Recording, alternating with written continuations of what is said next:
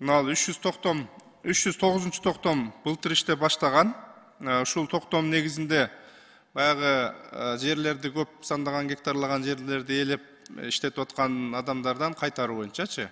Конкурстун негизинде айыл өкмөттөрдө кымбат баада сатылып бюджеттер толтурулат деген ой менен болгон да. Ошолдон канча акча түштү? Бүгүнкү күндө кандай иштеп атат? 309 боюнча жооп бериңиздерчи. 309 боюнча дагы биз комитет көп талаш тартыш жаралып, бизде жаман көрүнүп, ушул боюнча көп талкуулар болгон эле. Бүгүнкү күндө кандай акыбал? Нурлан Арач, 274 миң гектар бул ГФСОнун жерлери, ошонун 112 миңи жерлери бул руарлар аркылуу кайра кайтарылып алынып атат.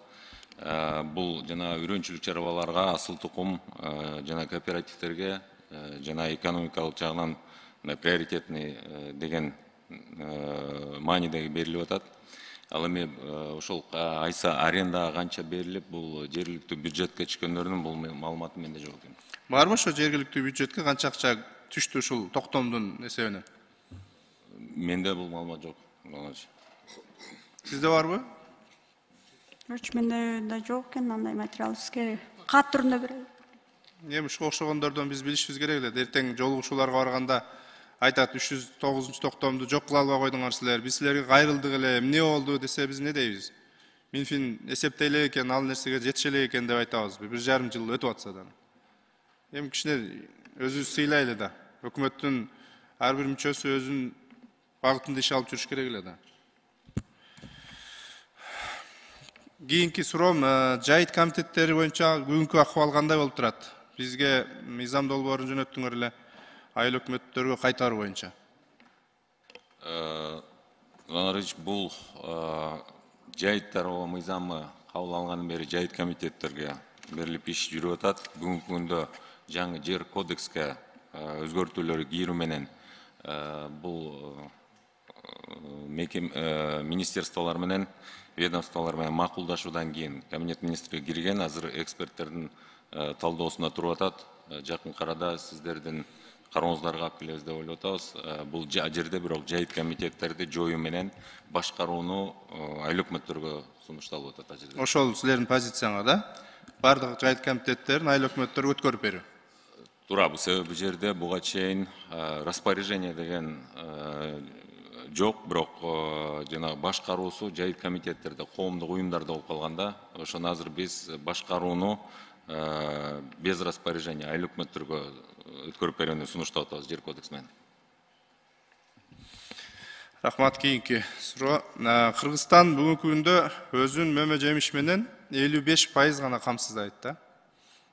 Көптөгөн жерлерибиз иштетилбей жатат. Элдерибиз бири-биринен уялгандан жер иштетилбей калыптыр деген сөзгө калбайын дегендей кылып эле экономикалык жактан өзүн актабаса деле ошол арпа, буудай, жүгөрү ошого окшогондор тигип келатат да.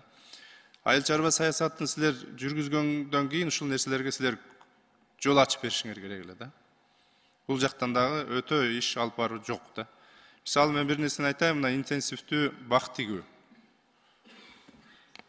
Биздин азыр мурдагы депутаттарыбыз, кээ бир ишкерлер Facebook'тан көрүп атсаңар керек, ушул нерсени өздөштүрүп, өтө көптөгөн өздөрүнө киреше таап атышат. Ушул тамчылатып сугарууну эгер колдонсок, ушул мына чүй бооруна эле таркатсак, суу 5 эсе аз талап кылынат экен. Биз суу талашып жатабыз мына жерде азыр. Канчалаган дыйкандарыбызды эмгегин талаага учуруп, кредиттеринен алгандай тагдырларга түшүп болуп атасыңар. Ошонун бардыгына күнөөлүү силерсиңер да. Тамчылатып сугарууну койсоңор, көптөгөн сууларыбыз 5 эсе деген эмне деген сөз бул? Анан ошол элдерди кичине саясатты алып барып аткандан кийин, 5000ге жакын адам иштеп атканыңардан кийин, ушуларды кичине элде кичине агартыш керек да. Кредиттерди берип атабыз дейсиңер. Бергиле мына көчөттөрдү алып келип бергиле. Бириктиргиле. Эл коркуп атат. Эртең дагы кооператив деген сөздөн коркуп калыптыр. Илгери кооперативди көргөнбүз деп эле. Силер түшүндүрүп айткыла, мына көчөттү биз берели. Кийин мөмө алганыңарда төлөп коесуңар дегиле. 5 жылга берип атасыңар итак кредиттерди. Тамчылатып сугаруу системалары толтура азыр. 3-4 мамлекеттики бар. Болбосо өзүбүзгө завод салгыла. Ал жөнөкөй эле бир механизмдер бул нерсе. Улаштырып коесуң болду. Ошону кылышыңар керек такыр силер. Ушул багытта акча каралдыбы? Ушул интенсивдүү бак, камчылатып сугаруу оборудованияларын алыш боюнча. Нурлан Карыш, туура айтып атасыз. Бүгүнкү күндө Аскарбек Сапаровичтин тапшырмасынын негизинде дагы семинарларды өткөзүү боюнча дагы руарлар менен ошо биздин механизация департаментке тапшырма берилген.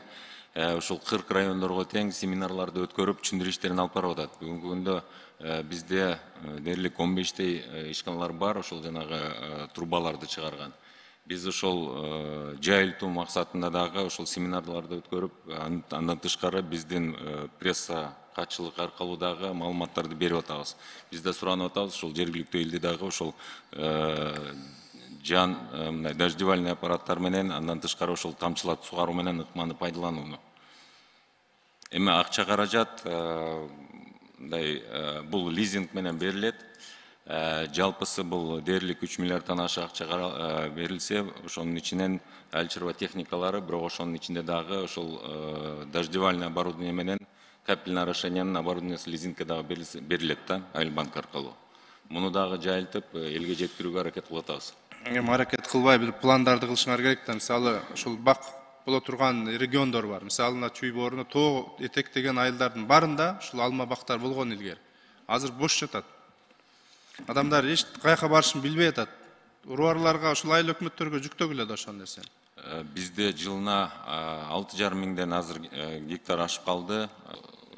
Тамчылап сугаруу ыкманы пайдаланып аткандардан. Буну сиз туура айтып атасыз, багытыбыз, максатыбыз ушунда. Муну кабыл алабыз, тапшырма катары.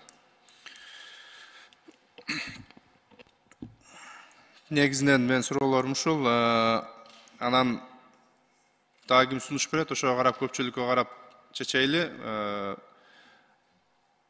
Айыл чарба боюнча текшерген эсеп палатасынын жыйынтыгы жок. Мен кабыл алууга каршымын.